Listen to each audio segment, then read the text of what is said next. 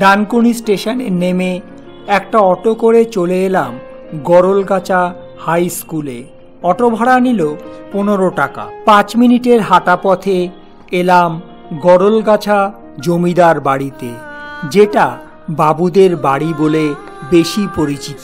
দেউড়ি দিয়ে প্রবেশ করে সোজা ঠাকুর দালান, সামনে আছে সুন্দর আলপনা। অদ্ভুত সুন্দর এই জমিদার বাড়ি, এ শুধু দুচোখ ভরে দেখার ও অনুভব করবার। বাইরের ধপধপে সাদা রঙের মতনই ছিল এই জমিদার বাড়ির ভিতরের রং, কিন্তু কাজল আগরওয়াল অভিনীত এক দক্ষিণী সিনেমার শুটিংয়ের জন্য এই বাড়ির ভিতরের রং পরিবর্তন হয়ে এখন মেরুন ও সাদা। আজকের ট্যুরে আমরা এসেছি 2 জন। আমার সাথে আছে আমার বাল্যবন্ধু মেরিনা। প্রথমেই এলাম ঠাকুর দালানে।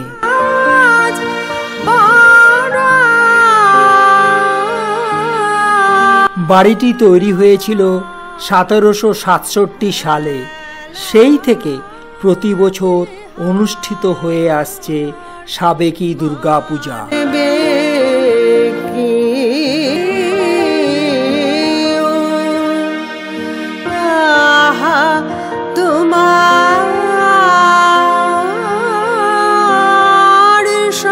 আজ 27শে সেপ্টেম্বর 2024, সামনেই দুর্গাপুজো, চলছে তারই প্রস্তুতি।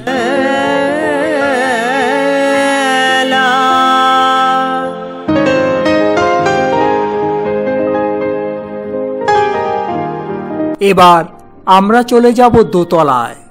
সময় যেন এখানে থমকে দাঁড়ায়। বর্তমানকে থামিয়ে রেখে পৌঁছে যাব এবার অতীতে, যখন বংশের আদিপুরুষ সন্তোষমোহন বিদ্যাবাগীশ এসেছিলেন গরলগাছায়। তিনি ছিলেন বর্ধমান মহারাজের টোলের পণ্ডিত। তার পুত্র ছিলেন নবকিশোর।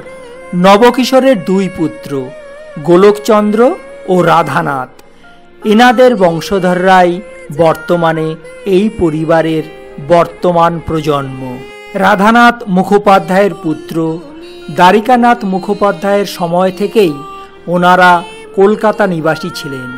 উনি ছিলেন ইঞ্জিনিয়ার। পরিবার সূত্রে জানতে পারা যায়, ফোর্ট উইলিয়ামের নকশা করে ইংরেজ সাহেবদের অত্যন্ত পছন্দের হয়ে উঠেছিলেন তিনি। বর্তমানে বাড়ির মালিক হল ত্রিদিবেশ মুখোপাধ্যায়। আর এই ত্রিদিবেশ বাবুর সাথে কথা বলে আমরা এখানে এসেছি। দোতলাতে আছে সারি সারি ঘর, ঝাড় লণ্ঠন দেখবার মতো। এবার রওনা দিলাম ছাদে।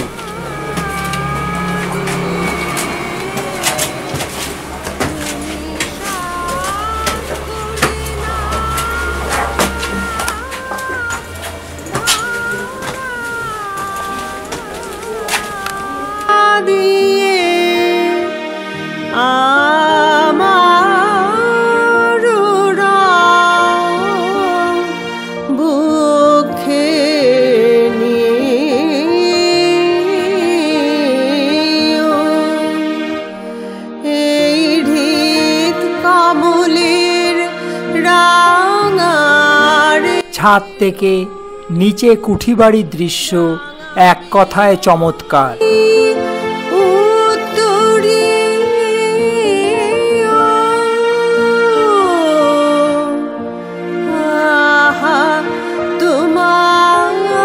বাড়ির পেছন দিকে আছে একটা পরিত্যক্ত কুয়ো।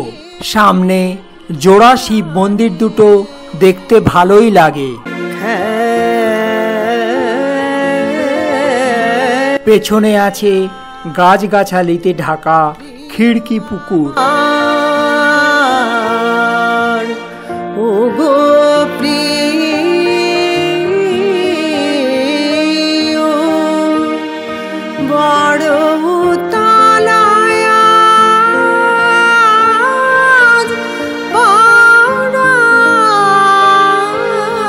আবার চলে এলাম নিচে।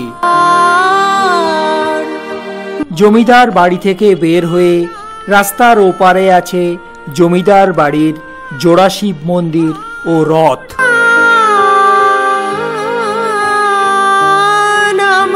এবার এলাম মুখার্জি বাবুদের বাগান বাড়িতে। প্রথমে পুকুর পাড়ে। মানবে কি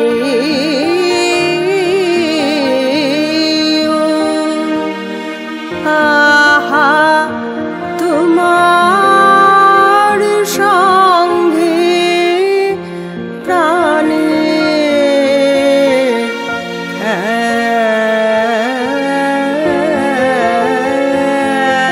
পুকুরে দেখা যায় ছিপ দিয়ে মাছ ধরা। যারা এই গরলগাছা জমিদার বাড়ি ভাড়া নিয়ে শুটিং করতে চান তারা এই মুখার্জি বাড়ির বংশধর ত্রিদিবেশ মুখার্জির সাথে যোগাযোগ করতে পারেন। ধায় যেন মোর সকল ভালোবাসা। মুখার্জি বাবুদের বাগান বাড়িটা সত্যি দেখার মতো। একটা কথা বলে রাখি, ব্যাকগ্রাউন্ডে যে গানগুলো বাজছে সেগুলি সবই আমার এই বন্ধু মেরিনার গাওয়া। বিদায় গরলগাছা। আর পানে যায় সন্ধ্যাবেলায় আমরা দুজনে চলে এলাম ইডেন গার্ডেন সার্কুলার রেলওয়ে স্টেশনে। সেখান থেকে পায়ে হেঁটে বাজা কদমতলার গঙ্গার ঘাটে। উদ্দেশ্য কলকাতার গঙ্গা আরতি দর্শন করা। প্রথমে এলাম গঙ্গা মায়ের মন্দিরে। হরিদ্বার ও বারাণসীর গঙ্গা আরতির আদলে কলকাতাতেও গঙ্গা আরতির আয়োজন করা হলো। 2023 সালের মার্চ মাসে এই সন্ধ্যা আরতির উদ্বোধন করেছিলেন পশ্চিমবঙ্গের মুখ্যমন্ত্রী মাননীয়া শ্রীমতী মমতা বন্দ্যোপাধ্যায় মহাশয়া। তোমার শঙ্খ বাজিয়ে শুরু হয়ে গেল গঙ্গা আরতি।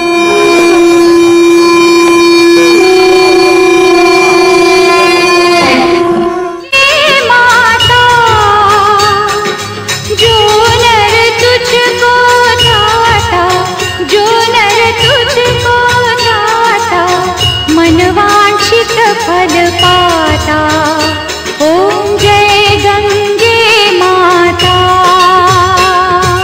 जय गंगे माता, श्री जय गंगे माता। जो नर तुझको जाता, जो नर तुझको जाता, मनवांछित फल पाता। ओम जय गंगे माता। কলকাতা পৌরসভার তত্ত্বাবধানে রোজ সন্ধ্যাতেই অনুষ্ঠিত হয় 1 ঘণ্টা ব্যাপী গঙ্গা আরতি। আছে চিত্তাকর্ষক lighting.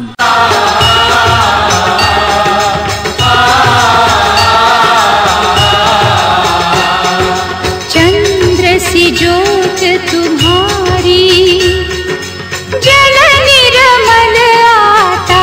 West Bengal tourism development গঙ্গাবক্ষে আরতি দর্শন করবার জন্য লঞ্চের ব্যবস্থা করেছে। এই লঞ্চটি ছাড়ে বাবুঘাট থেকে সন্ধ্যা 5:45 সময়। 1 ঘণ্টার গঙ্গাবক্ষে ঘোরায়। ভাড়া 100 টাকা। ओम जय गंगे माता।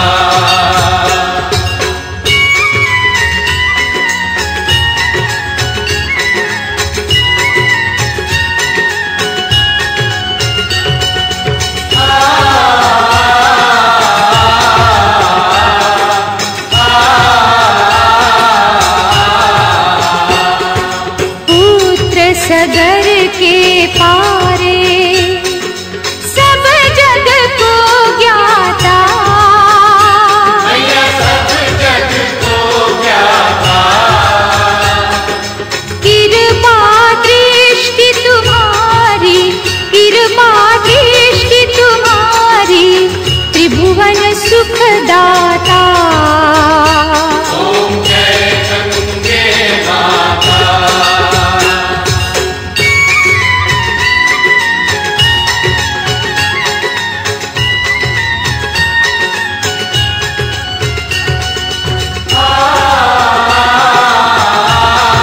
রাতের গঙ্গার অপরূপ সৌন্দর্য উপভোগ করবার জন্য চলে এলাম ইডেন গার্ডেন স্টেশনের কাছে ব্রিজের উপর।